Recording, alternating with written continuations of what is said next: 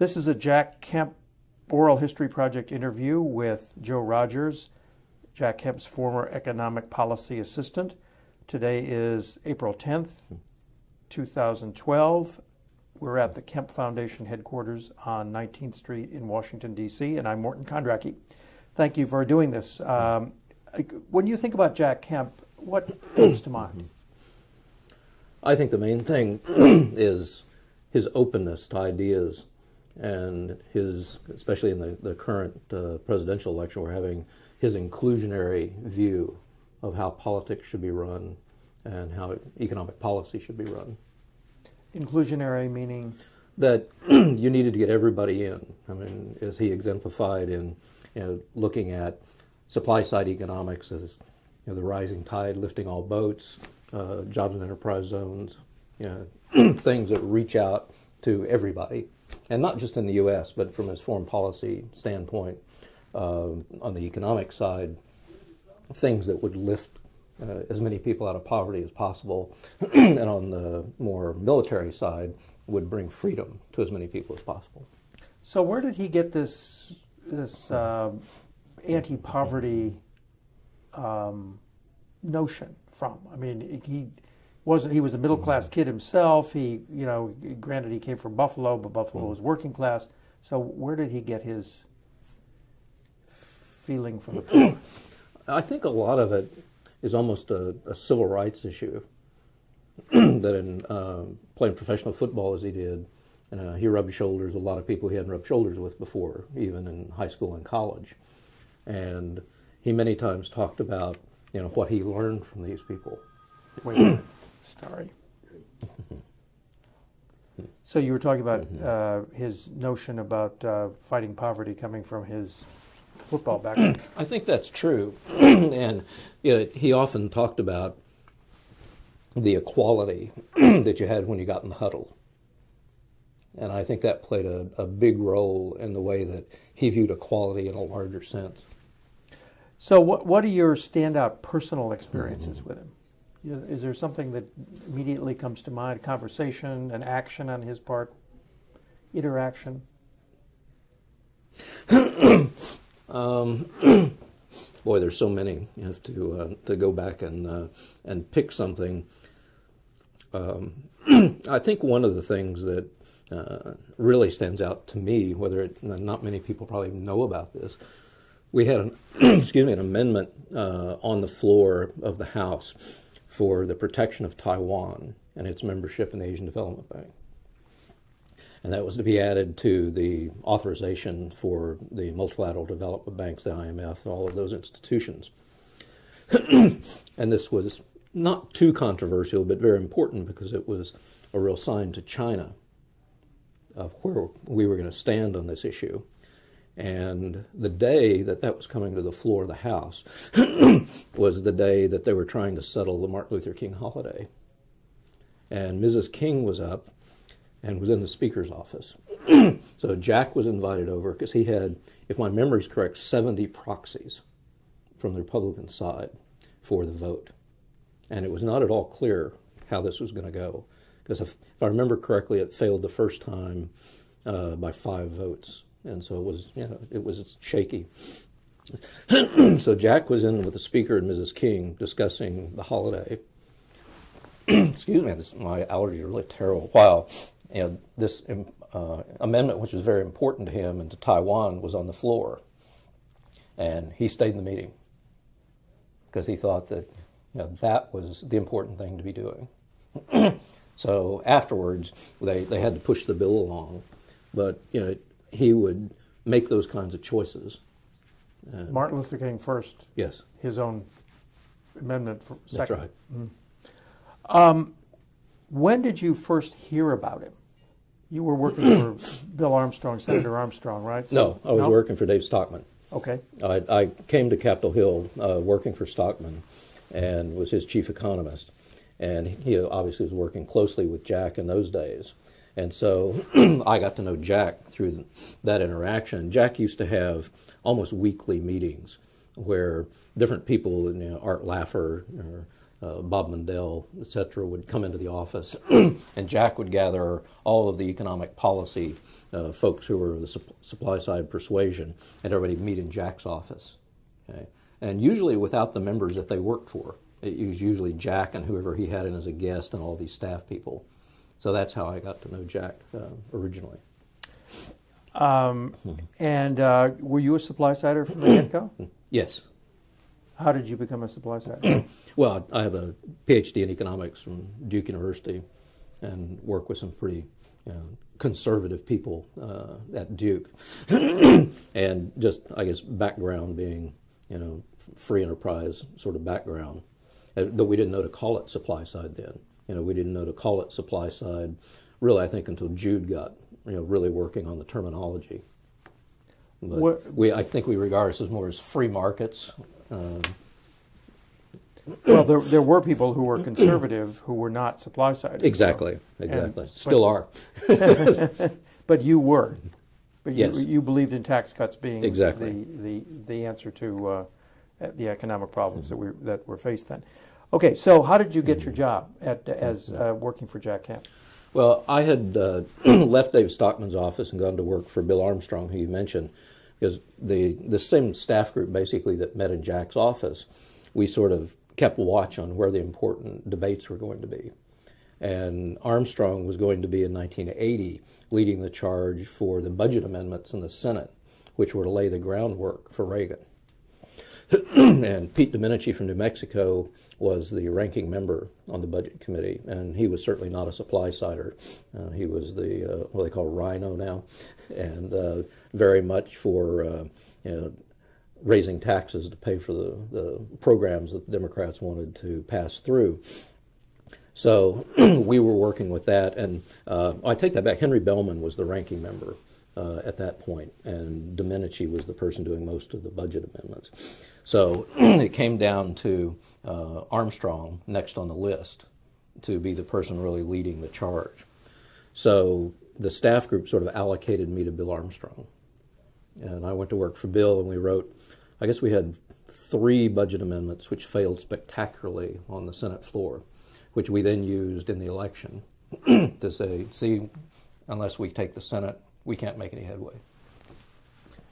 And then? And then when it was time to write, after the inauguration of President Reagan, it was time to write the budget speech for the president. And Craig Roberts, who had worked with Jack and one of the main supply siders, had taken over as the Assistant Secretary of Economic Policy and Treasury. So he asked me to come over to Treasury and assist with writing the speech. So I went over working on that with Craig. And I'm not sure how much Jack knew about what I was doing at that point, but during that process, Jack started calling me, asking me if I would come over and work in the Republican conference, which he was taking over, and work on the international economic issues primarily.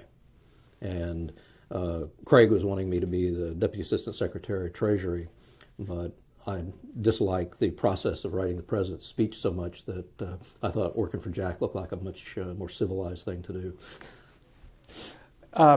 In the battles over the speech and the Reagan tax cuts and so on, was Jack intimately involved in that byplay that went on between Treasury and the White House? Certainly when it got to actually passing the tax legislation, absolutely. I don't personally know in the writing of the budget speech or the writing of the budget, because I was assisting Craig for those 2 weeks, and then I was back with Armstrong, and I was still with Armstrong when the budget actually came up and the Senate started the consideration of the budget. So the Stockman budget books, the originals, and I had Armstrong's original and my copy and one other, I can't even remember who that belonged to. Those are all at the rare book room at Duke now. I shipped all my stuff to them. Mm-hmm. So when in 1981 did you actually go to work for Jack? It would have been March or April. I don't remember exactly. Mm-hmm. And what were the circumstances? He had been asking you while you were at Yes. Armstrong's staff to come over and work for him. Right. And so how did you decide that you were going to go to Jack instead of staying with Armstrong? Well, one of the main things was a meeting that took place in the Senate in just before the end of the lame duck session in 1980. And that's when Domenici had become the ranking member, because Bellman had just sort of walked away from it, then he was retiring. And we had a meeting, and Domenici basically told Armstrong, said, look, you've been the one who's really led the fight on this. I want you to be the guy who designs the reorganization of the Budget Committee. And Armstrong just declined to do it. So I knew then I had to leave. That if he was going to decline something like that, we just surrendered. So, I was going somewhere. And like I say, the opportunity was between going to work for Jack, going to work for Craig, and I went to work for Jack. Mm-hmm. So there was not going to be action in the Senate Budget Committee, but there was going to be action in the House. In the House. And Jack was going to really fight, and we all knew, having known Domenici, he was not going to lead the charge for supply-side economics. It was just not in the cards. Mm-hmm. And what did Jack Kemp tell you that he wanted you to do exactly? What he originally asked me to do was working on the foreign economic policy, mainly the multilateral development banks, the IMF, Exim Bank, those sorts of issues, was what the original task was to be.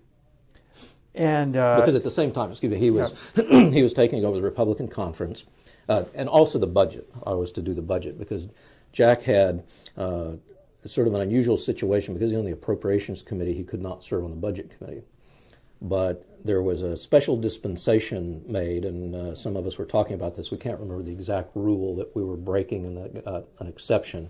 My memory is that they made Jack the member of the Budget Committee from the leadership and took it out of being personal so that it didn't violate the rule against being on appropriations and budget. So he was going to take budget. So that was sort of my second thing, was because he was going to be in the Budget Committee, and I'd been so involved in that. And did you staff him for the House Republican Conference chairman's job as well? Yes. I started out as the deputy executive director, and then when Jan Olson left, I took over as executive director. So you basically had 3 jobs? Yes. And then later became chief of staff, added that as well when Dave Smick left. So right. There was enough to do. So how did you juggle those jobs? Well, it's just it's the way you work on the Hill. I mean, almost any office, if you're one of the senior people, you're doing all those things. They may not be so specific.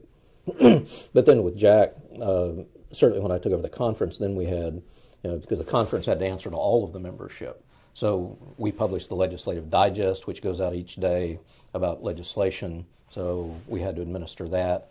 We had different policy people that were actually in the conference office, and our main editor for editing sort of everything that we had was housed there.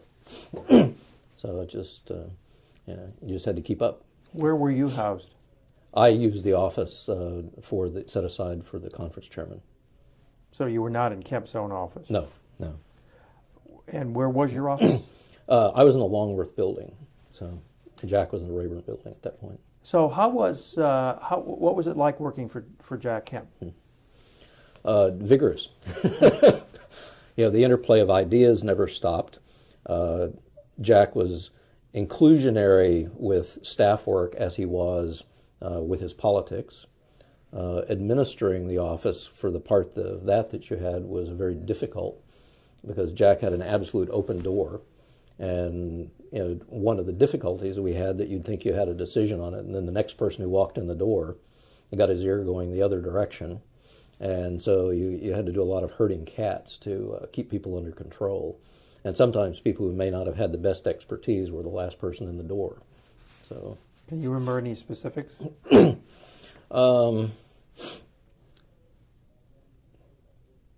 I don't think of particular interest. I'll think about that for later. Okay. Because in strategy, he seems to have been very decisive and determined about what he thought. Is that not right? I mean, his principles were clear. So how did this... His principles were always very clear, but the details were always generally up in the air to the last minute because he was, again, so open to ideas. and so wanted to talk to as many people as possible. I mean, you probably remember you never saw him walking around the Congress without a stack of newspapers under this arm that no human being could read during the day, and his desk was even worse. And so he sucked in ideas and information and people. So it was all in turmoil until the last minute usually. And one of the blessings we had was John Mueller, who I think you've talked to, because he was always the codifier of getting everything written down in the appropriate order. So that because it was speech driven, or because John is that organized. What was his desk like? Jack's desk? Jack's desk. Yeah. 2 feet high at least.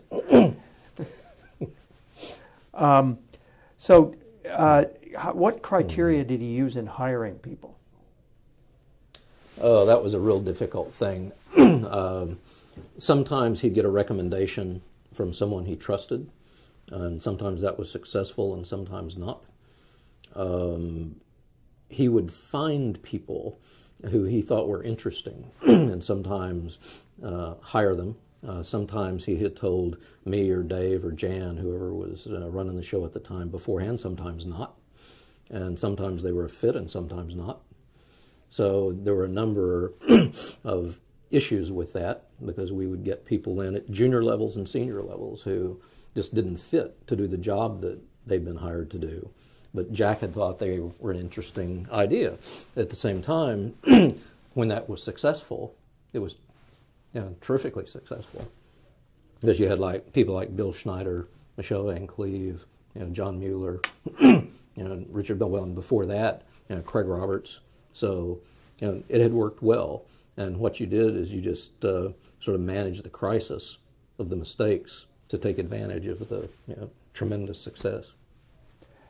So what, you don't have to name names if you don't want to, but what's the example of a bad fit? Bob Kagan, the foreign policy guy, who has on his website that he was Jack Kemp's foreign policy advisor, which was never true. And he was sent to us by Irving Kristol, because Kristol thought he was such a brilliant student. But he arrived and did not wish to do the work for Jack. He wanted to write his books. So that was a short-lived partnership. So was he going to have the Michelle Van Cleve job, or? No, he was an addition to that. So. Okay. So was the departing unpleasant? Not for me. He was gone. It was most pleasant. What? Okay. So I wasn't. If I remember correctly, he went some job at the State Department. So.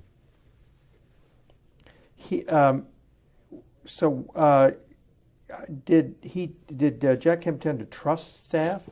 Yes. Yes, very much so. And my understanding is that he would hand out papers all the time to various different people, and they were supposed to come back to him with advice about something, and then that's right.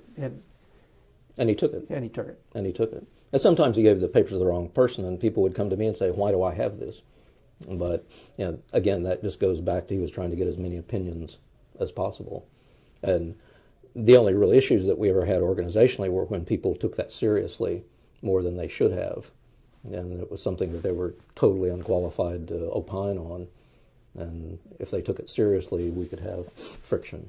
But again, the benefits you got from it far outweighed the issues. Okay, let's go to the Foreign Ops. Why did he want to be on the Foreign Ops subcommittee of appropriations? Originally, I don't know, because that happened. He was on Foreign Ops when I got there. If I had to make a guess at that, I would say that appropriations was a better place to be as a member than Foreign Affairs. And Foreign Affairs never got anything done. They just could not get their legislation passed. So it was sort of a dead end if you went over there. But if you were a ranking member, as he was then, on the subcommittee that actually passed out the money, people had to pay attention to you. And we came up with a lot of creative ways to control money. He had been on defense approach. Yes. Yes. And then switched over. Did he switch over because he could become ranking member, or? That's my understanding. And Bill Young, who was the ranking member on Foreign Ops, switched to go and be ranking member on Defense, and he was ahead of Jack. So Jack could not have been ranking member on Defense. What would you say were the biggest issues that you worked on while you were on Foreign Ops while you were there? Oh, I'd say by far the biggest issue and most important to the country was El Salvador, which was a continuing battle, the entire time, and a very difficult situation because of there are some very bad people in El Salvador who are on our side, and you had to balance what was going on in Nicaragua, because the whole thing was really about the Soviets in Nicaragua. It wasn't about El Salvador. And the things that the sort of bad right-wing politicians were doing in El Salvador that we had to overcome in order to get support in against the Sandinistas. So what did Jack do? Well, he was the leader in the House through the appropriations, because you couldn't get anything done in foreign affairs, for the promulgation and the support of the Reagan doctrine, and I guess more importantly than that, getting money down there so that things continued going on. And with that, very interesting, we were always fighting the State Department lawyers, who were always coming up with the reasons why we couldn't do this, that, and the other thing, to get money in to actually support what the president was trying to accomplish. It was very frustrating. So he was channeling money to who and to whom in El Salvador? Well, it was just the general support, for the whole effort. For the government? Yeah, the government Fighting and our people. Yeah. And so who were his opposition besides the State Department? Well, the members of the subcommittee, I guess you'd have to say Dave Obey was probably the leader in that. I think he took more of a lead on it than Doc Long, who was the chairman. Doc at that time was in very, very bad health and doing very erratic things. And we only found out later when he retired that he had a brain tumor. And so, a lot of things came into focus, once it was learned that he was really very ill during that time. So I think, Obey, as much as anybody, would have been the opposition. The guy that I guess helped us more than anybody else on the Democratic side was Matt McHugh from New York, and Julian Dixon to a certain extent, because Jack supported a lot of things Julian wanted to do, and African aid and things. And Matt McHugh was, just sort of a general good guy. He was one of those guys that was on the other side from you, but was a solid person. So you did get aid to El Salvador? Yes. And part of it came through Bob Livingston from Louisiana was very important in this. He worked a lot on that legislation, and we eventually, to thwart the State Department, just devised some introductory language to all the things we're trying to do that simply said, if I remember it correctly, notwithstanding any provision of law or this joint resolution. So basically what we did with every one of those things we wanted to do, we just wiped out all the other statutes. Really upset the State Department. So the State Department was fighting its own administration? Yes. The State Department lawyers. I mean, it's, the State Department, it's very factionalized. So, we were fighting them on that. We were fighting AID on population planning. It was always something. And so when Jack was in a fight with the State Department, how did he fight? Very politely. But specifically? Well, we had endless meetings with the people from the State Department, and he was constantly on the phone with the secretary and with the various assistant secretaries, etc. I mean, Jack was peripatetic in that regard. He was in with everybody all of the time. And so it was just a matter of persuasion, and in some cases, you just had to force through what you could force through. By legislation? By legislation. Now, what other signal successes would you say he had? Well, he did a very, very good job of keeping the multilateral development banks at bay, keeping the funding on them from growing, which he was very opposed to allowing to happen. One of the worst programs at the World Bank is the International Development Agency, IDA, And that was up for a huge replenishment. Huge in those days. Numbers have changed, to this point. But Bill Young had held that up for a while, and Jack held it up forever, because that was a World Bank program going into the poorest nations and not doing anything except making the conditions worse and making these people, they weren't loans per se, this was more grants, but they weren't going to things that were going to cause economic growth. So Jack was very opposed to that and was very successful in stopping it. One of the other things that he did, and I believe this was in 1983, we'd really have to go back and check the record, he got passed the first reduction in funding ever for the Ex-Im Bank, which he was, again, very opposed to, for having the government picking winners and losers by passing out cheap loans. On the World Bank issue, what was it that the World Bank was doing that he was opposed to? Well, one of the main things, this is IMF as well as the World Bank, they were never wanting to put through supply-side economic policies. And where they wanted to do things to give themselves political cover for free enterprise, they would go and establish something, some private sector program that they were going to run. And all that was the World Bank putting money into something, picking winners and losers in a foreign country that we would be opposed to here. So Jack was always just up in arms about the fact that we would be advocating doing something overseas that if it were happening here, we fight tooth and nail to stop. So that the International Finance Corporation is a good example of that, and the things that they were doing. He was very opposed to that and very successful in keeping it limited. Keeping those organizations from lending, setting up private sector lending arms where they pooled their money with private money, but then they go in and tell the countries what to do, which Jack regarded as very damaging to economic growth and the development of entrepreneurship. I'm sure that there must have been people who said that he was against foreign aid, or that he was against helping poor countries. Yes. Because of that. So did he have alternatives that he was proposing? Oh, very much so. And you remember at that time, we were really having the development of international capital markets. So for a lot of countries, they really didn't need this. What they needed to do was adopt the correct policies. They didn't need more debt being layered onto their governments. But the World Bank, and particularly IMF, were not proposing and not advocating in these countries strong pro-growth policies. So they were actually proposing to these countries and encouraging them to do things, well, conditioning the loans on things that would actually hinder growth, virtually making sure they could not repay the loans. And austerity. Austerity. Well, not even so much austerity, but where did the programs go? Because so many of them are corrupt that they were passing money out to themselves. And there used to be somebody did the measure, I can't remember who, but that when a loan went to Brazil, you could measure the outflows to Swiss bank accounts. And it was almost a one-to-one correspondence. And that was true all over the world. So the money was never coming anywhere close to a needy person.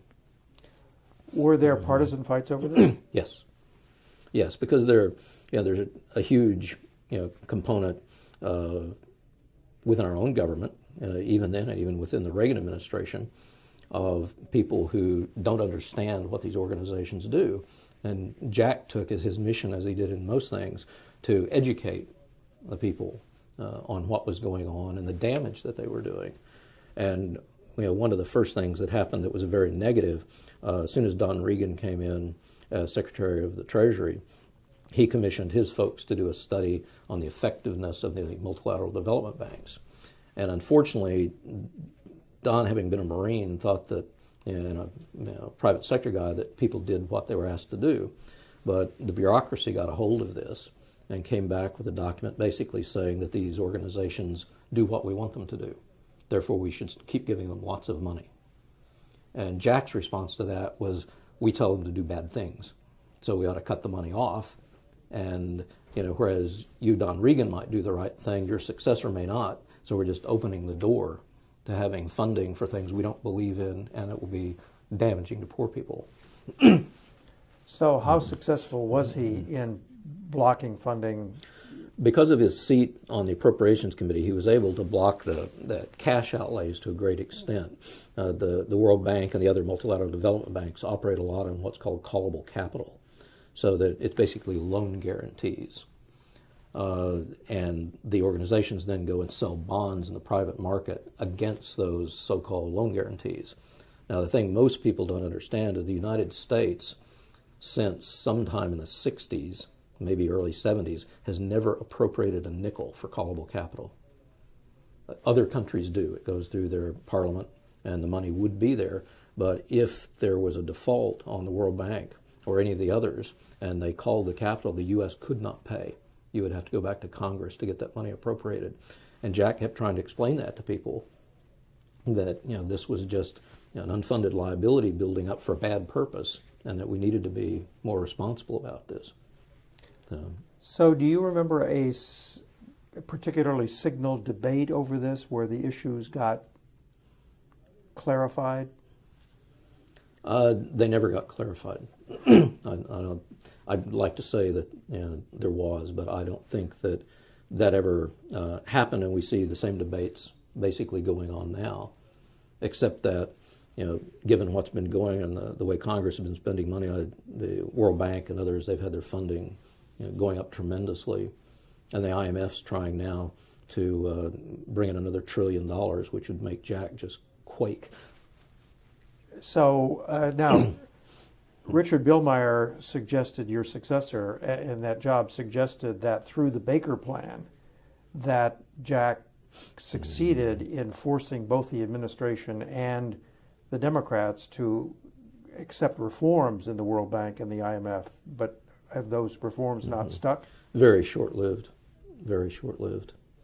I think you'll find that they've gone right back to doing what they were doing, and they've come up with this construct of the private sector lending to sort of get around these things and to give themselves sort of a patina of free enterprise that kept the U.S. doing some things, because those things all happen out there and the decision makers are here. And I'll be sort of selfish in this. I don't think there's anybody with Jack's talent watching over it now. So they're basically being fooled about what's going on out there in the field. Where did Jack get his information about what the IMF and the World Bank were doing? Did he travel? He traveled a great deal.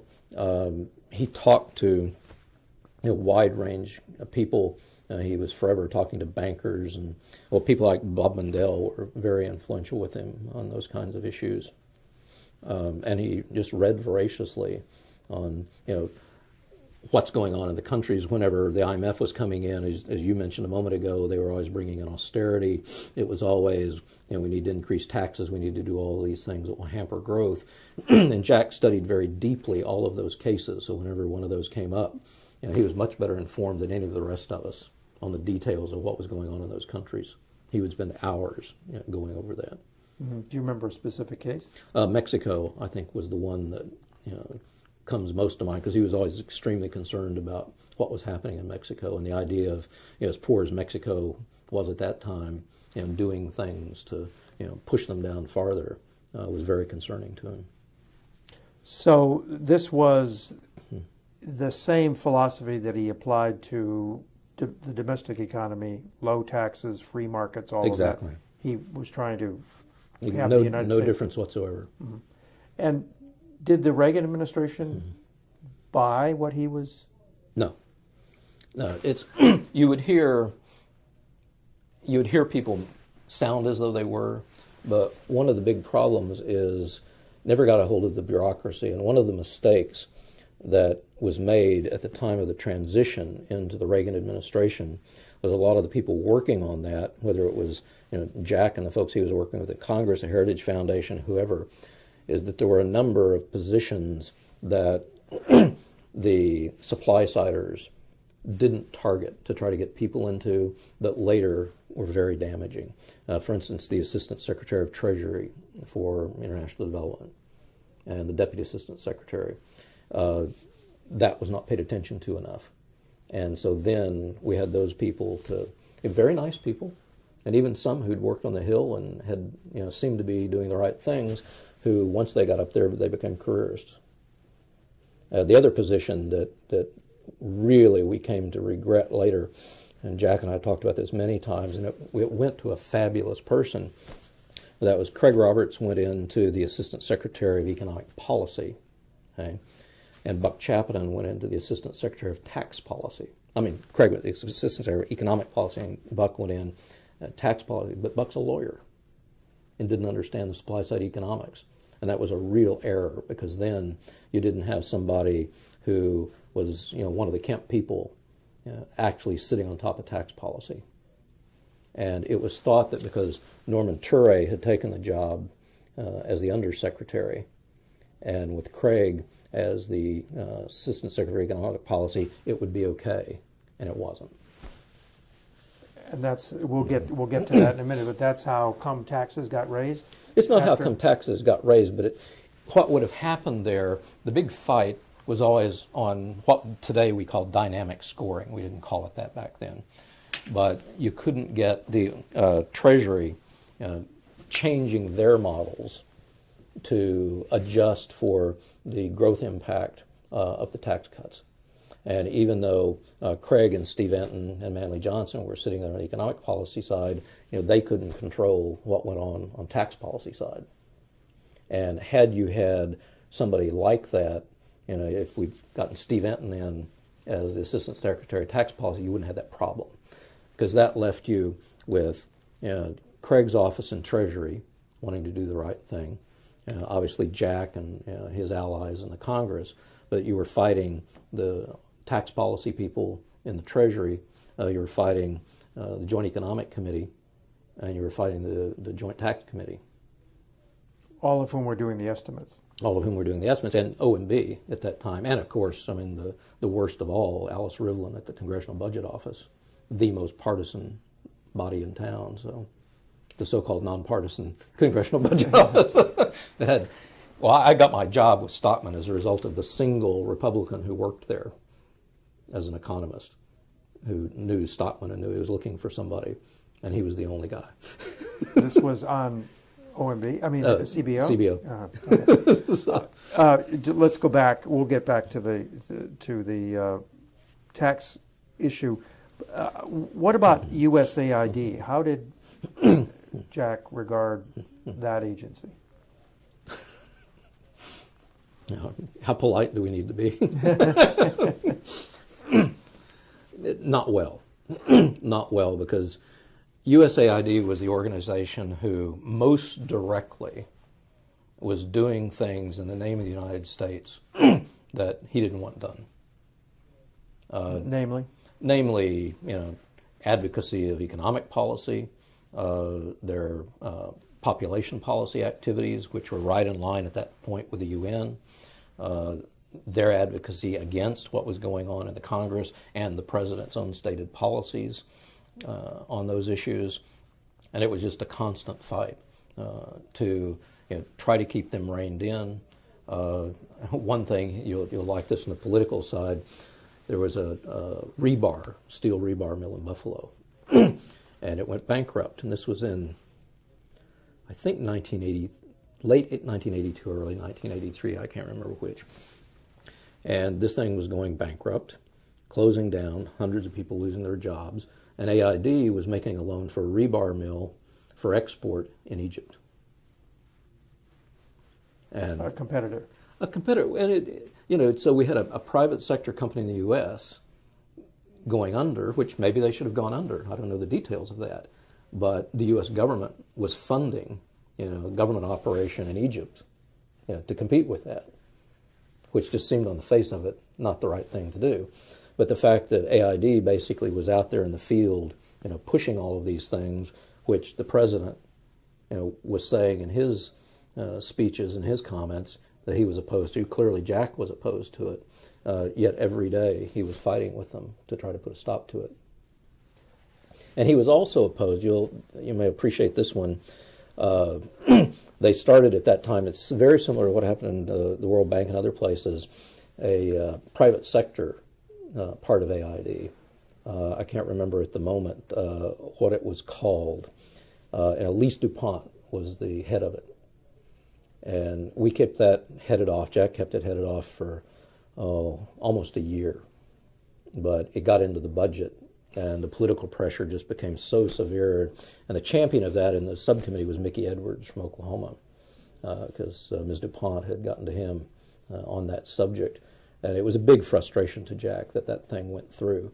But we held it up, or he held it up for, I don't know, 9 months or more, maybe even longer. That memory's tough on those issues.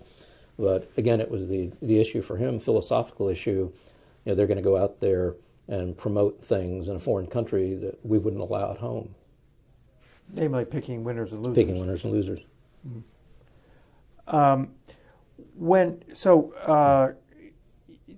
He fought the China one-child policy? Yes. And how did he do that? Well, not specifically China one-child policy, because there's nothing you could do about that. That's Chinese domestic politics. But became the Kemp-Caston Amendment, which when he got evidence that, and it started in Nigeria, not in China. That's a kind of a popular misconception.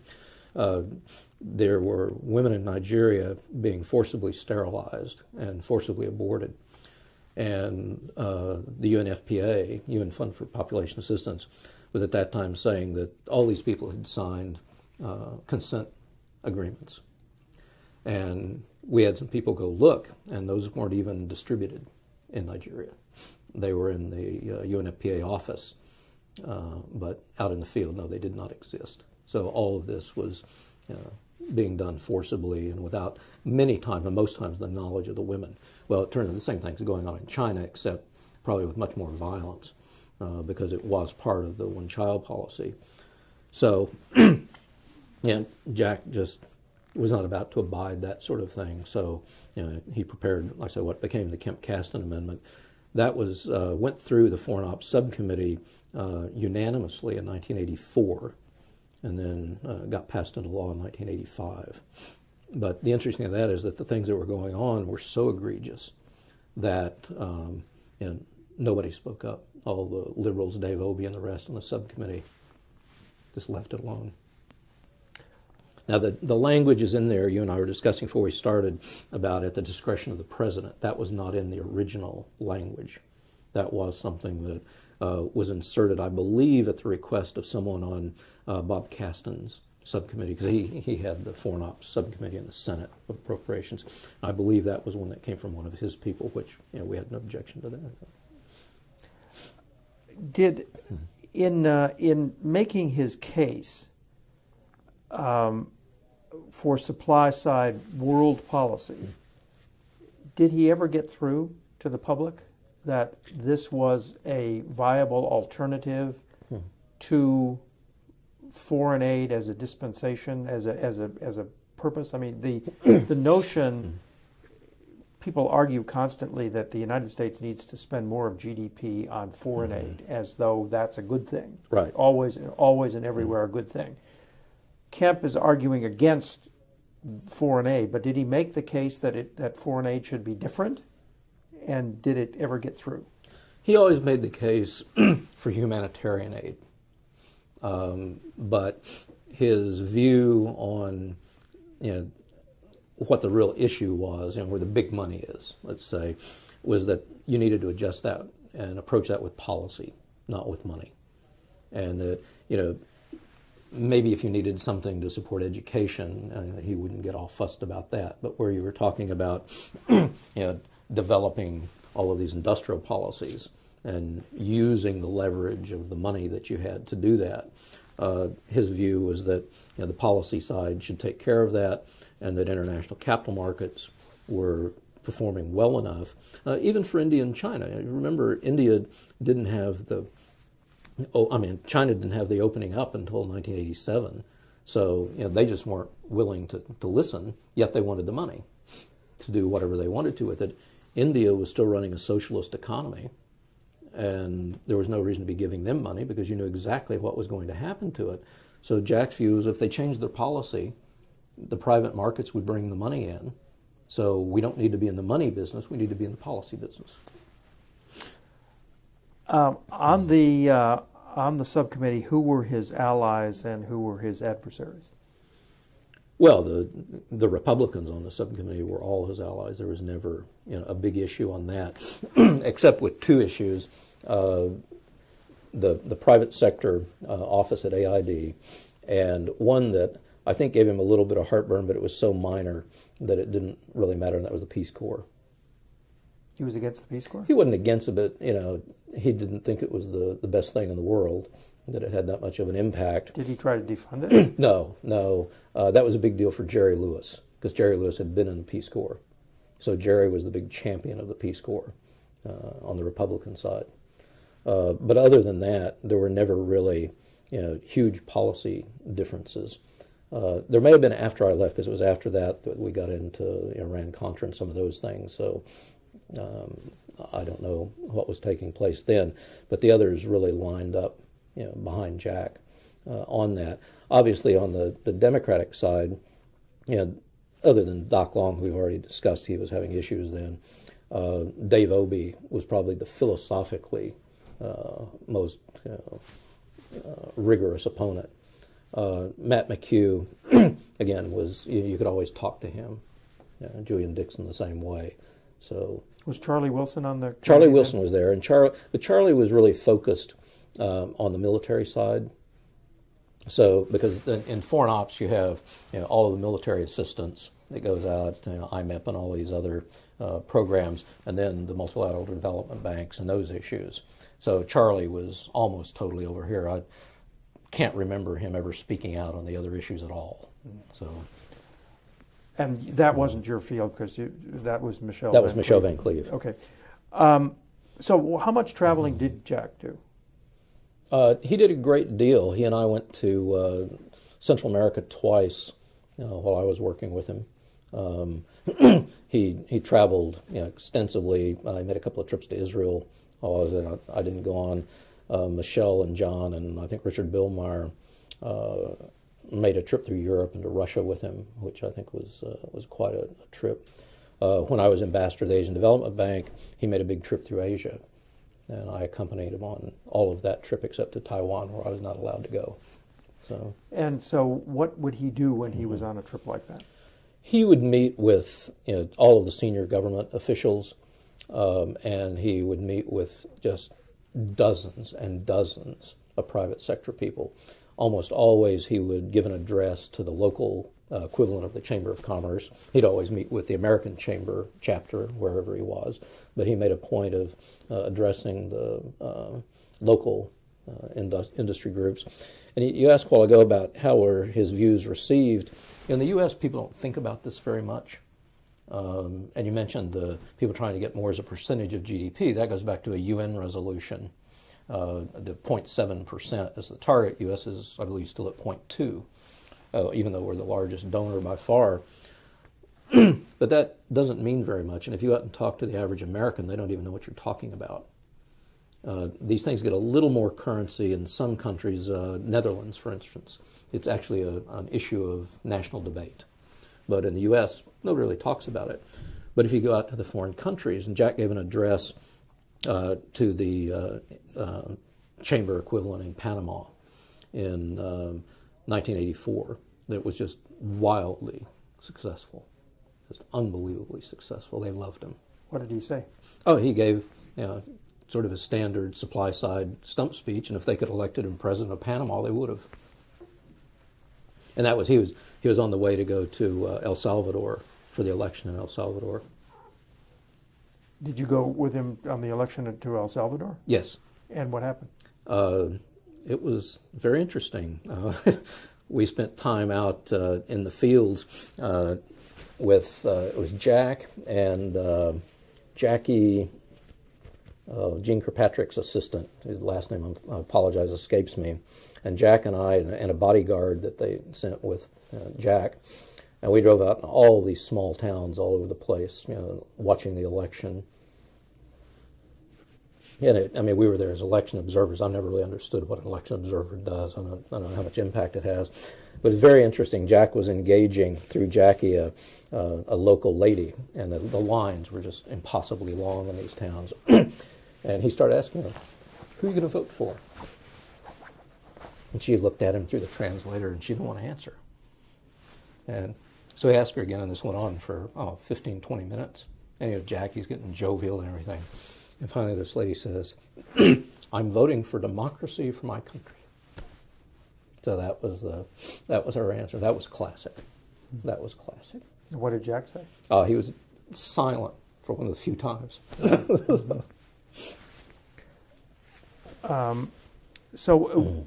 How did Jack navigate the fact that people in the Salvadoran government were human rights violators of the worst order? I mean, he was in favor of giving military and economic aid, I guess, to the government, and yet they were engaged in death squad activities. Well, some of them were, not all of them Yeah. were. Not all of them were. And what you had to do in that situation, and I may be putting words in his mouth now, but the larger threat was the Soviet Union and Cuba operating in Nicaragua and other places that were operating big operations in Mexico at that time, which didn't get much press. So the number one objective was to stop them. And if you had to deal with El Salvador to do that, then you just had to work with the devil you had and do as much as you could to clean up their operation while doing what you needed to do to protect the United States. What was his attitude towards South Africa? I was not involved too much with that, but he was violently anti-apartheid and obviously supported all the anti-apartheid movement. He had a lot of trouble personally with a lot of the conservative element in the Republican Party and in the country who didn't take that kind of view of South Africa. And I think he had a lot of difficulty with a lot of his colleagues over that, people who were much more supportive of South Africa and were of the opinion that if we just let this go, eventually it'll be okay. And Jack just didn't think it was ever going to be okay. So did he oppose constructive engagement? That was the Reagan administration's term for it. Well, he didn't oppose that outright, but he was much more, I think, anti-apartheid than what others would have been. Okay, so are there any other aspects of his activities on foreign ops that we haven't covered that you think deserve? Not for the moment. We might come back to something. Did he ever try to export the idea of enterprise zones? Not too much. Because you had whole countries that had an economic profile worse than any enterprise zone we were talking about in the United States. And if you're talking about Bangladesh or Pakistan, any of those countries in those days, India for that matter, and any rural place in China, if they could live in a place that Jack would have established an enterprise zone in the United States, they'd have thought they'd become wealthy. So the concept was not really something that was transferable. Right. Was it during the period that you were there that he was having these debates with Bill Bradley over third world debt and international finance? A lot of that came just as I was leaving. Those were the conferences that were organized by Dave Smick and Richard Medley on behalf of Jack and Bill Bradley. And Dave was much more involved with organizing all of that.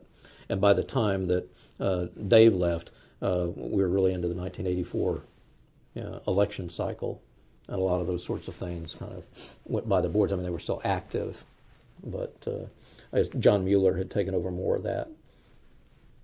Okay, let's switch to your role as with the GOP conference. So, what exactly did you do, and what did he do as the chairman of the conference? Does the chairman of the conference do anything more than just chair the conference meeting? Oh yes, very much so. The structure is when you don't have the speaker, you have the Republican leader, the whip, and then the conference chairman. And the conference chairman has several roles. The information flow is very much up that through the legislative digest and other things, but also sort of keeping the members in a widely ranging ideology, trying to keep them together not necessarily that you're trying to impose discipline on them, which has always been the difference Republicans have tried to draw between what they call the Democratic caucus and the Republican conference. They always make a big difference of that. But the chairman's, one of his major job is keeping different factions from disrupting the overall flow of business, but also from getting at each other to the point where it's damaging to where you don't have an appropriate policy mix, and that you can't get to the point where, even though you're not demanding people do a certain thing, that you do appear to be moving in unison and moving legislation. So what's the difference between that role and the whip's role? The whip is really more concentrated on the votes. So when something's going to the vote, counting head by head and getting up there to cast the vote. So it's a much more congenial thing as conference chairman. It's a consensus building. Yes. And so which, of course, Jack was ideally suited for. So how did he do it? And what do you remember any specific issues that were difficult? Some of the issues that were difficult, all of the social issues were difficult. The Martin Luther King holiday was very difficult for him. We talked about before, he managed to corral 70 proxies and get that one under control. And that was very much a job of diplomacy, of getting the extremely conservative Republicans who just didn't want to have anything to do with it on board for that. I think the best example of that was that at one stage, Newt Gingrich had a bee in his bonnet about, what's the gentleman's name? Can we stop for a minute? Let me. Yeah. Okay, we had a liberal Republican who had not voted with the president on the budget, and Newt and some of the followers of Newt in those days decided that this gentleman should be tossed out of the Republican conference. And Jack did a masterful job of keeping this quiet, so that it would become a big public issue, but B, getting all the members together to go over this. And in the end, Newt asked for a meeting of the conference on the issue, and you could not deny that. If a member asked for something on an issue like that, you were bound to have it. And it was very interesting. Jack did some extremely unusual things to keep this reined in. He called a members-only meeting of the conference, and usually there were 100 staff people hanging around these things. But Jack had the whole place cleared, so that this was just done, mano a mano.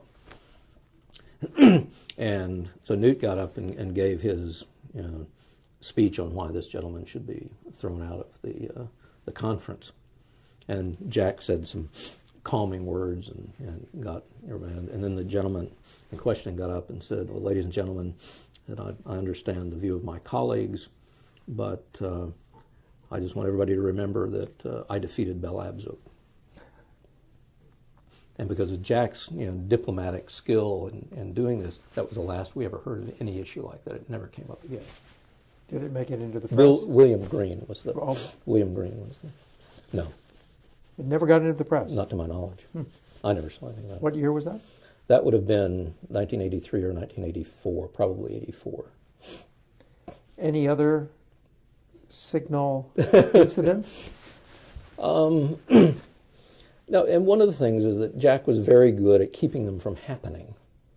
That was one of the things that, for instance, during all of the debates on El Salvador, he worked it out with Jim Wright, who was at that time majority leader. And Wright made the agreement that what would happen on the votes on that is that Wright would get up and give one of his stem-winding speeches against it, and then because Jack and others had made such good arguments for it, he'd deliver the votes. He'd make a stem-winding speech against it, but the votes were... Didn't have his people. Yeah. Jim Wright was good at that sort of thing. Any others? Let me think. Okay. So, what was Jack's attitude toward your old boss, Dave Stockman, when Dave Stockman went into the administration and then turned against supply-side economics? Shocked, betrayed. And you have to remember, it was not immediate. You know, we got through sort of the first budget debate before Dave started to turn the corner. Okay. And memory fails a bit. Through the budget debate, we were okay. When we got into actually doing the tax legislation, that's when Dave started to get a little wavery. And then after the first tax bill had gotten passed in '81, that's when he really went off the cliff. Arguing for tax increases. Yes. So what do you understand? And he got just maniacal about the deficit. And as you know, Jack was never that way about the deficit, because his view was that obviously we shouldn't spend money on things we shouldn't be spending money on, but that the issue for the deficit was growth. And that the issue clearly that we had in 1981 and that we had coming out of the Carter administration was we hadn't had any growth. And you need to grow your way out of this through applying supply-side economics. So for people to be wildly focused on the deficit, was something he tried to talk them out of. And one of the things that he used as a construct all the time was that we could have a $100 million budget and fund it all by deficit, right? And you'd be upset, or $100 billion, you'd be upset. But if we had a $2 trillion and there was only $5 of debt, you'd be happy. And the people just didn't get the argument that you can't worry about all this spending, you got to grow out of it. So, what was his interaction with Stockman like? When they were together, it was very heated. Once that had taken place, when were you witness to any of that? A few times. They'd get into just tremendous arguments over the whole thing. And Dave got really vitriolic about the whole thing, and obviously eventually left the administration. But Jack was always pretty good at keeping his cool and trying to stay on the policy argument. But Dave just had completely lost it that supply side arguments and that the tax cuts were going to stimulate that growth. And I think what Dave never really got a handle on was the issue of monetary policy. And Jack was always much more centered on monetary policy, really, than any other person in the House, and clearly on the Republican side. And Dave just was not doing that. And it just turned out Jack was really talking on deaf ears about the monetary policy, and Dave was just beyond it. So, before I forget it, did Jack ever try to put his attitudes on the gold standard into effect in any way through the Foreign Ops Committee? In other words, try to work to get an international gold standard reestablished? No. You didn't really have the jurisdiction. That's in the Banking Committee, so there really wasn't a way to. I mean, when there would be debates, and we're talking about the IMF, one of his classic speeches on the IMF was the IMF was set up to support the gold standard under Bretton Woods. And the purpose of the IMF was when countries got in very temporary trouble on the gold standard was to supply short-term liquidity until they rebalanced. In support of the gold standard. Once the gold standard went away, there's no reason to have the IMF. So that's as close as you could get within the jurisdiction of the subcommittee to that issue. So it was largely rhetorical Yes. or instructive. Well, it was instructive in terms of the gold standard, and it was what he used to keep more funding for the IMF at bay, so that they wouldn't have more resources to go out and do things he didn't agree with. Okay, back to the conference issue. When you say vitriolic conversations with Stockman, how did it go? It was largely policy, or was it personal? It was largely policy, but Dave was really on the wavelength of, Jack, you just don't understand what you're talking about. And Kemp's point, I guess, was that the reason that the early Reaganomics led to a recession was that Paul Volcker was crunching down on the money supply. Right. And Stockman never got that? That's right. That's right. And I think Stockman was damaged, personally hurt by the charges that he'd come up with rosy scenario, as it was called, and that he was coming up with economic forecasts that just made no sense. And I think he felt hurt by that. When in fact, the argument was very clearly that if you looked at the economic assumptions behind what had come out of OMB and what had come out of Treasury, nobody anticipated what Volcker did. So once that happened, you had to start over. And if your view was that you needed the tax cuts and the supply side features of economic policy to grow out from under that, you just had to do with the monetary policy you were given because you didn't have any control over it. What was Kemp's attitude toward Volcker? He was very concerned about the austerity, the fact that he was slamming on the brakes, to pull the inflation out that quickly. Obviously, his high ground view was that if you're on the gold standard, you wouldn't be having this.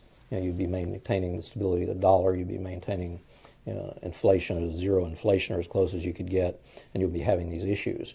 But given that you had the system you had, you needed to give the fiscal policy time to pull on this before you clamp down on the monetary policy. So not very flattering, I guess.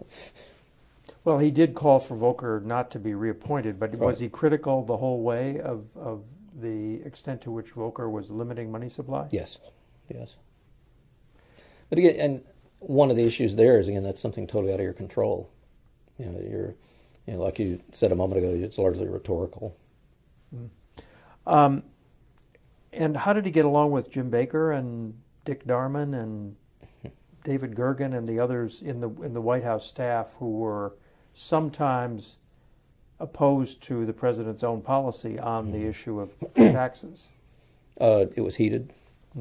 It was heated. Were there exchanges? I mean, were there meetings that you attended? Never. I was never present at a meeting where they had a heated exchange. You were with Stockman? Yes, yes, but not with Baker. I'm sure they took place. And Jack's attitude was always, you have to talk about policies. You never talk about people. And probably the only thing that could get you fired in his office was an ad hominem attack. That was just absolutely not allowed. So when he got into these... Now, how did he establish that rule? What did he say to you? Oh, he'd cut you off at the knees if you even opened it up in private conversation with him. Such as? Oh, if you were in a conversation with him on a policy issue, and you'd gotten overworked up about the person that you're dealing with in an agency or something, and you said anything, we just can't deal with this guy. He's no, only the policy issues. He wouldn't tolerate it. How about Bob Dole?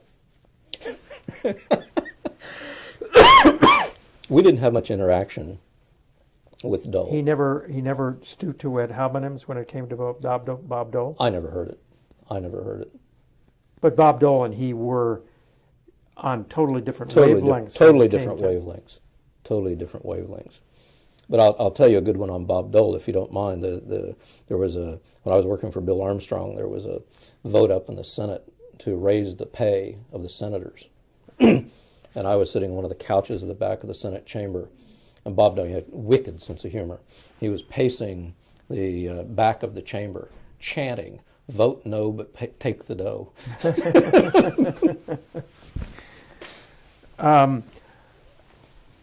How influential on Jack was Jude Wanniski? He was very influential, particularly in a rhetorical sense. Right? I'd say that Art Laffer and Craig Roberts were much more influential on substance, okay, and Bob Mundell. But Jude had a real knack for turning the phrases, and his book, The Way the World Works, really put in a sense that somebody not trained as an economist could really understand these issues. And Jude was, he was a character, as you know, but he was always promoting the other people. So when you were having a conversation with Jude, Jude would be talking about it, and if there was something Jack was questioning about, he'd say, "We need to get Craig in here," or, "We need to get a meeting with Bob Mundell." So Jude was very much always advocating bringing in people who really understood the issues from the hardcore substance, while Jude was giving sort of the words to it and helping Jack with the turns of phrase to be able to go out to his colleagues and to the public and explain these sometimes rather arcane economic policy issues. And yet, as I understand it, there were conflicts among those people, Craig Roberts and oh, sure, yeah, sure, because everybody wanted to be, the main advisor. So it was jealousy, sibling rivalry. Sibling rivalry. Let's call it sibling rivalry. Okay. Now, as soon as the IRTA bill that gets passed in 1981, there is all this debate about raising taxes, right, which led to the TEFRA bill and some other tax increases, which the administration wanted. And Jack is a member of the leadership and is opposing those. Now, how did that go down among other Republicans in the conference? It depended on who they were. I mean, you had the so-called old bulls who didn't like it. I mean, they were guys they'd been in the minority so long. They didn't know how to exert leadership even on their own behalf. And when Jim Baker and the group in the White House were able to get organized to actually get the president moving toward tax increases, that gave more weight or more cover, let's say, to the old bulls. So at that point, Jack was really fighting an uphill battle on keeping those people in line with what had happened. The old bulls being Bob Michael and yeah, right, that whole group of that sort. So what did Trent Lott do? I mean, he was the number 2 guy, and he was on Jack's side. He was on Jack's side, but again, he was the whip, and he had kind of a different role to play. But whenever Trent was one-on-one with people, he was definitely on Jack's side. I don't think there's ever any question about that. And the old bulls include committee chairman and... Oh, most of the committee chairmen. So it's almost the definition of the old bulls. Well, the committee ranking members, because we didn't have... Yeah, ranking members. You had a lot of the, certainly the Midwestern Republicans, there weren't too many supply side guys except the very youngest at that stage. Did he get a lot of criticism in the caucus? Yes. He did? Yes. How was it expressed? Privately and in the meetings. I mean, people get up and speak and talk about the issue of the deficit, because the deficit was what these guys had been raised on, and that was their big concern. And that, I guess, that goes back to the charge most often leveled against Bob Dole of being the tax collector for the welfare state. But there were a lot of people in that boat, and certainly people on the Appropriations Committee. They'd been used to passing out the goodies for the folks back home, and they didn't want anything done that would endanger that, and they saw the growing deficits as endangering that. So if the president was willing to go along with some tax increases, they weren't economic thinkers. Jack was the economic thinker. And his challenge was to try to explain to them how what they were wanting to do was going to damage the growth. The deficits were going to get bigger, and the issue they had was going to get worse, not better. And sometimes that was successful, sometimes not, but he never tired of doing it.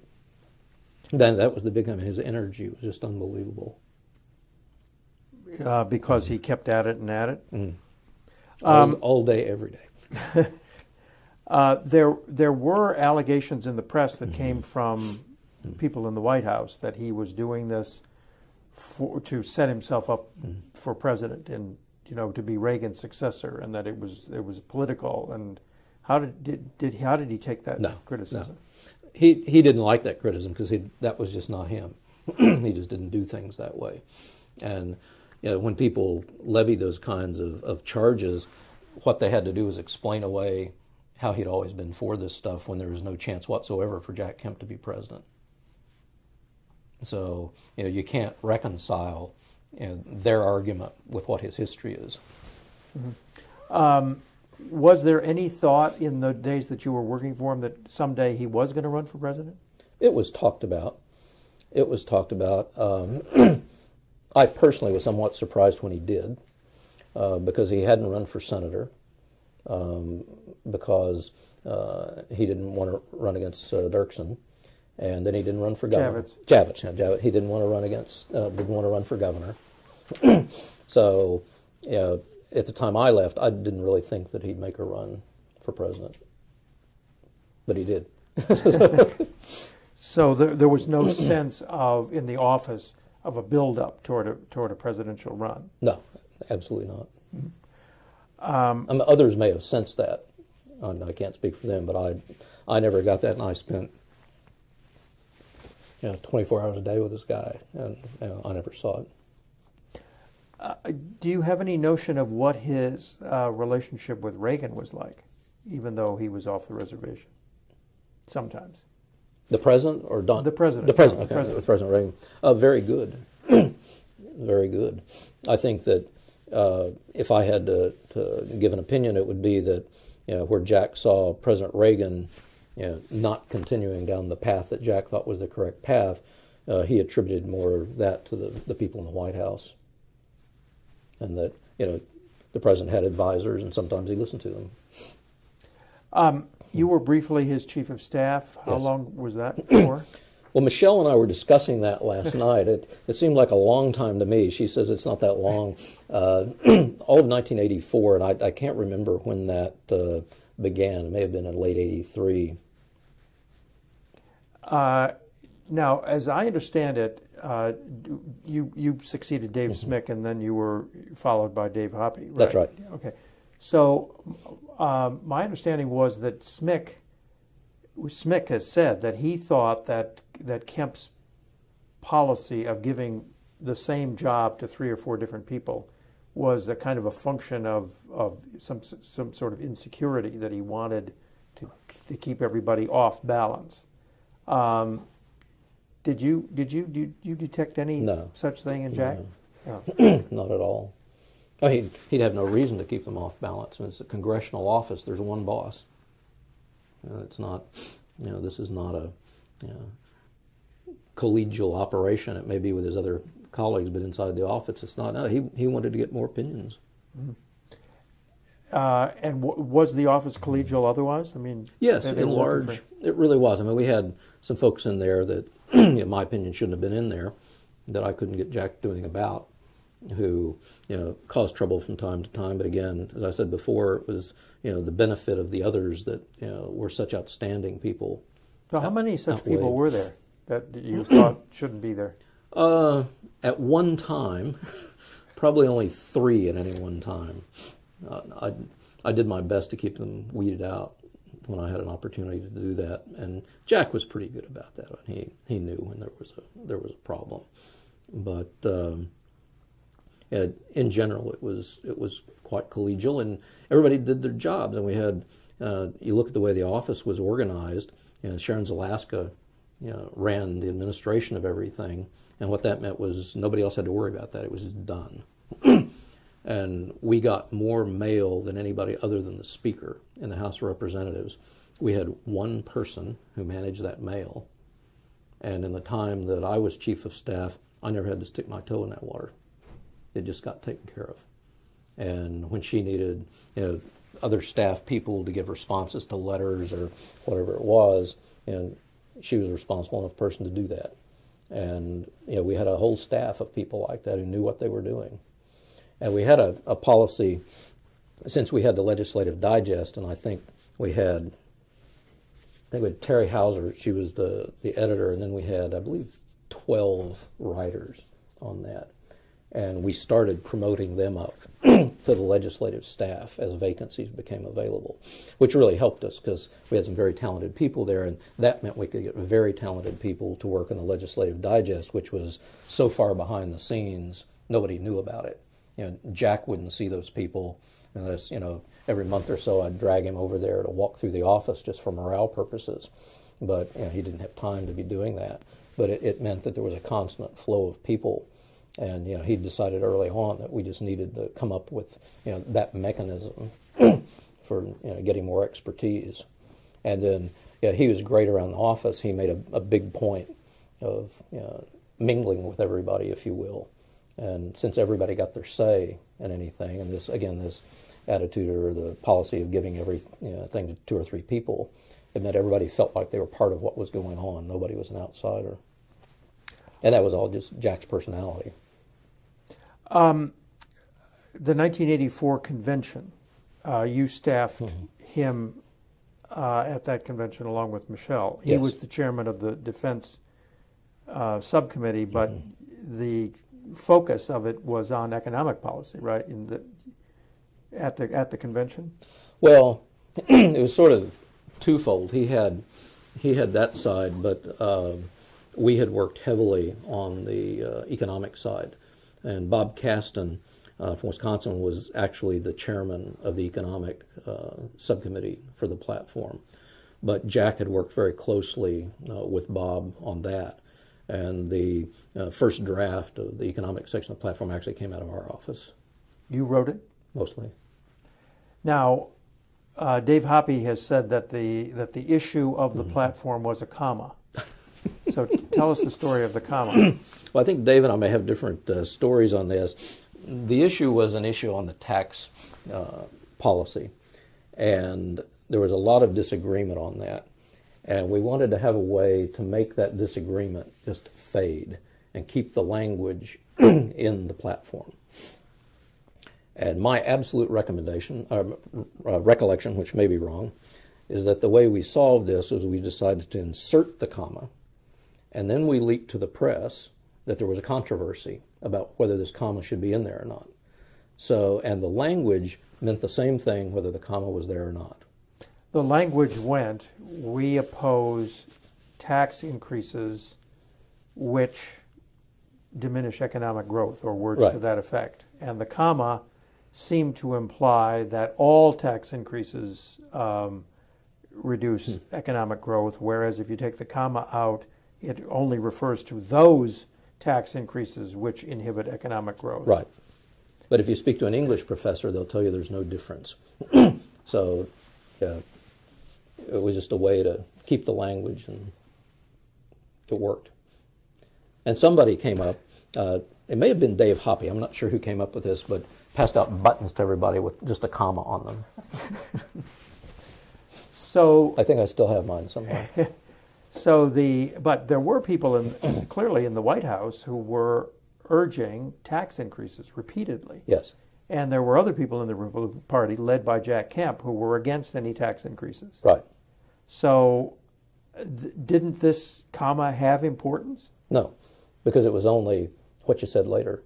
It got in the document, and then if you were of an opinion that all tax increases inhibit economic growth, you can say that. It's right in the platform.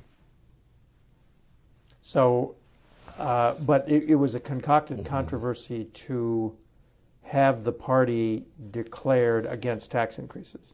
Yes, and to keep the press arguing about commas. And it succeeded? And it succeeded. And it's come down in legend. Okay. So I was very surprised when it showed up on the comments that Michelle sent me. Some of these things I thought I was the only person who remembered. 1988, were you involved in the campaign? No. But you were involved in somehow retiring the debt, were you? No. Were you involved in his foundation or his PAC? I was only involved, well, while I was chief of staff, I was overseeing all of that. But at the time that they had the debt issues, I was gone. And what about the 96 campaign? No, I was not involved in that. Okay. I offered to go and travel with the Jack, but there were issues that I never knew exactly where they came from. I think the Dole campaign, that never worked out. Okay. Is there anything that you remember that I haven't asked you about that you'd like to add to? Any memories or? Oh, here's something that you'll find amusing, and when you talk to Joanne, she'll remember this with fondness. In 1985, Jack made a trip through Asia, and George Shultz asked me to travel with him, except to Taiwan, where I was not allowed to go, but they came and stayed in our residence in the Philippines. And so Ferdinand Marcos put on a state dinner for Jack. And, we were making preparations for the dinner, and very interesting as it turned out, first of all, Joanne wore a lovely suit with a yellow jacket, which was the color of the Cory Aquino opposition in the Philippines, and none of us picked up on it. And so we go to Malacañang Palace, and Jack and Joanne and my wife and I are sitting there with Ferdinand and Imelda, and at this time he was very, very sick. His skin had become translucent. It looked like it was an inch deep of clear jello. Very, very sick. So the first thing that happens is I notice Jack's not there. And I thought, oh gosh. So I asked somebody, have you seen Congressman Kemp? They said, yes, he's in the auditorium with Mrs. Marcos.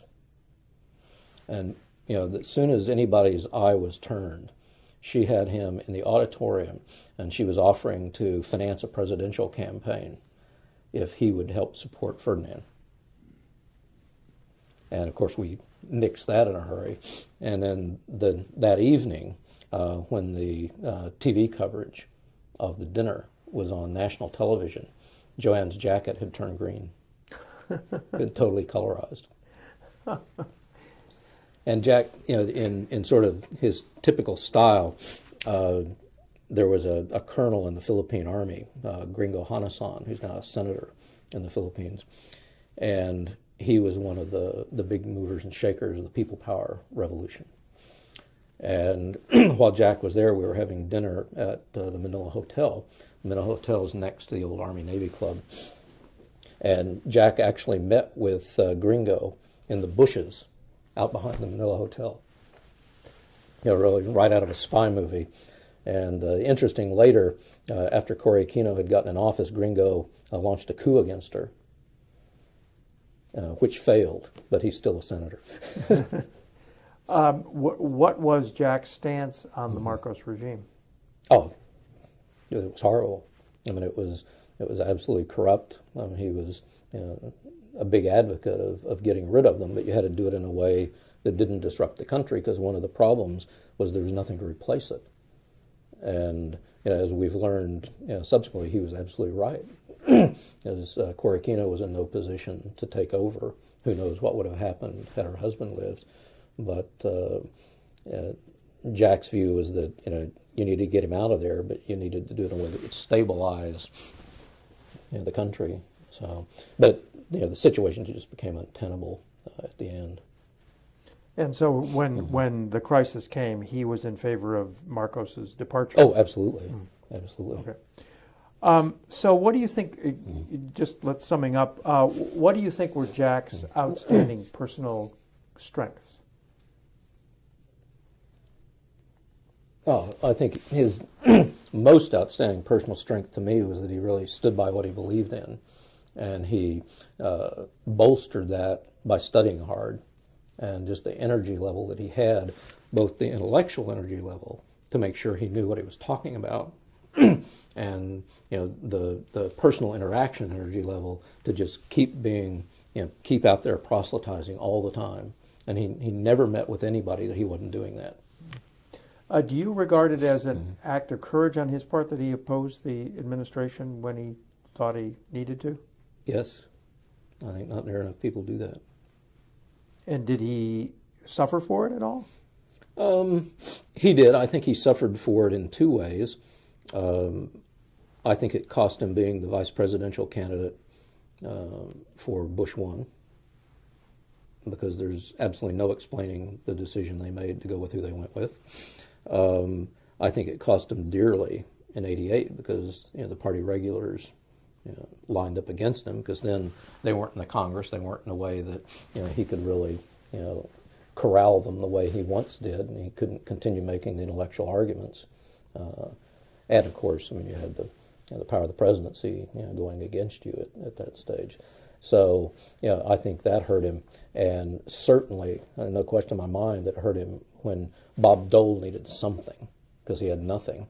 And Jack was a tremendous asset, but Dole's people just wouldn't take any risk whatsoever of Jack being off the leash. So he had close to no impact on that election because they just wouldn't let him go out and do what he could do for them. Well, don't the Dole people feel that he did too much of his own thing, that he sold his own case instead of selling theirs? I mean, he would classically, this is 1996, vice presidents are supposed to be attack dogs, for the candidate, and Jack was as incapable of attacking, right? Yeah, and they never should have expected that. They had nothing to present. They had a great guy who was a tremendous patriot with no policy whatsoever. And they brought in a policy guy. And as you say, there's no reason they should have expected him to be an attack dog because it's just not in his nature. And they didn't make use of what they had. Because if you go back to the Reagan, the first Reagan campaign, Reagan didn't have a lot. And then when Kemp and Stockman stepped in with economic policy, that's when the Reagan candidacy really took off. And the Dole people should have realized that and basically copied what happened in that instance, except they had Jack there campaigning for him, and they just wouldn't take advantage of it. And it's politics, so if they had done that, Jack probably would have upstaged Dole at every turn. But if you wanted to win, the result wasn't too good. So if Jack Kemp had any weaknesses, what would you say they were?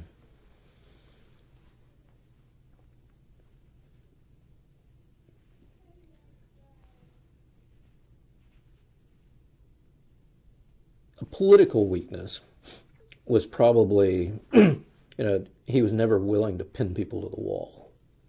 And that may just be my personality versus his. But there would be instances where somebody had done something just egregious and he had them dead to rights, but he'd never, ever go for the knockout blow. He just didn't believe that was the correct thing to do.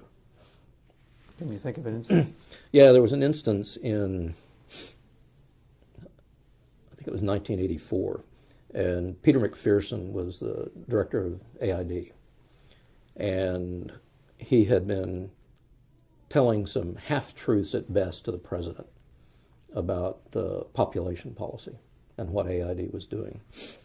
And Jack and Henry Hyde and Chris Smith. This is abortion issues. Yes.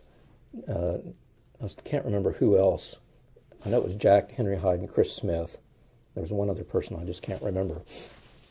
Got a meeting with Baker in Baker's conference room at the White House.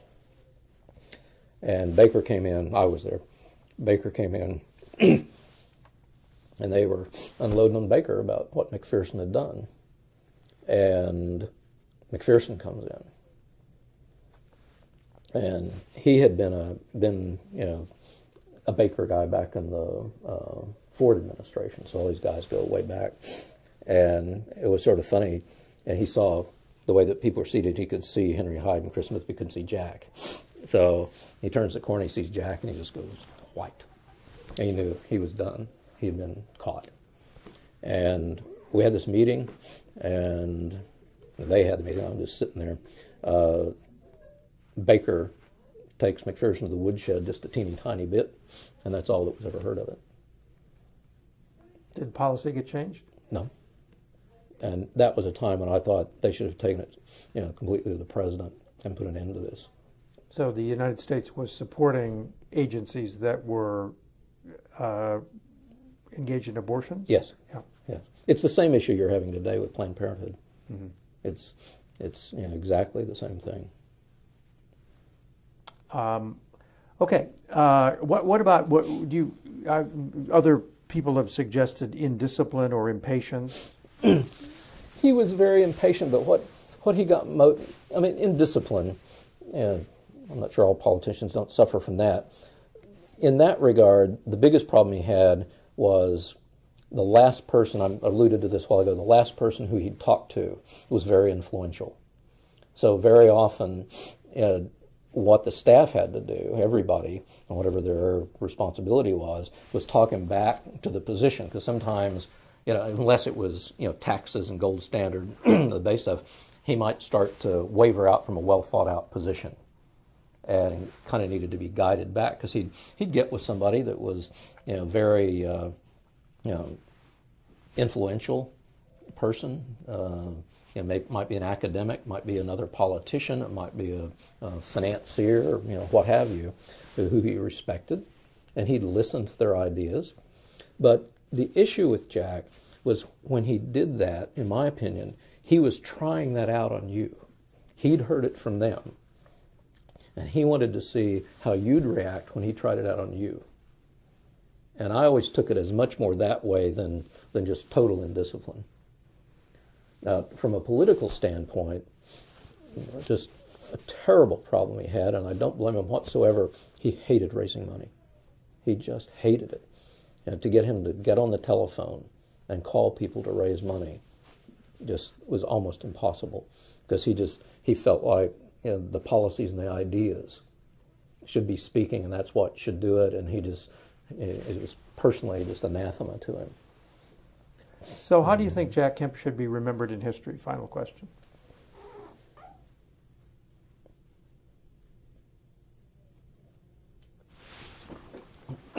I think that the biggest thing, two areas. On economic policy, as a guy who set the table for debates that we're still having, and really changed the national conversation.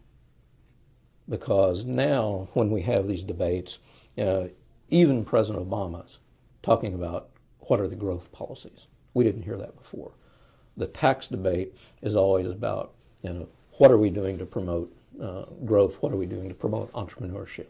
You didn't have that before. So on the economic side, I think he was the catalyst that changed that debate.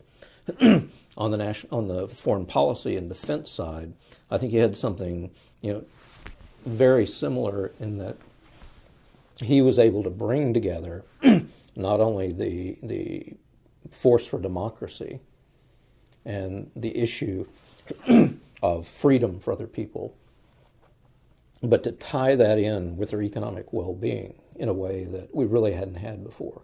So he brought those things together in a way that, again, we're discussing now, and maybe we're doing it right, maybe we're doing it wrong, but when you look at nation building, much of which I personally don't agree with, but it's looking at these people are going to be free, but then what's going to happen to them? And I think a lot of that are from, not that he originated necessarily any of those ideas, but he synthesized them to where they became the national debate.